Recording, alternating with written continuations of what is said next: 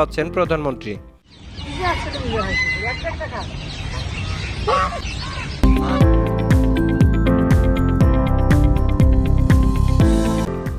18 মে বৃহস্পতিবার প্রধানমন্ত্রীর কন্যা সাইমা ওয়াজেদ পুতুল তার টুইটারে একটি ভিডিওর ক্যাপশনে তিনি লেখেন, রাজহাঁসগুলোকে হাতে করে গভীর মমতায় খাবার খাওয়াচ্ছেন বাঙালি মায়ের।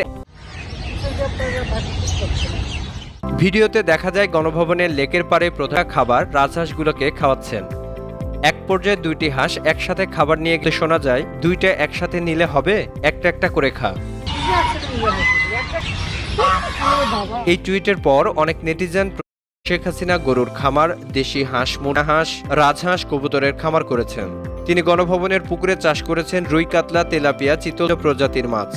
এমনকি গণভবনের পুকুরে মুক্তার চাষও করেছেন শেখ হাসিনা। অবসরে গণভবনের লেকে মাছও ধরেন। উৎপাদিত এসব পণ্য প্রধানমন্ত্রী শেখ হাসিনা নিজের জন্য সে গণভবনের কর্মচারী এবং দরিদ্র অসহায় মানুষের মাঝে বিলিয়ে দেন। News desk, 52 TV.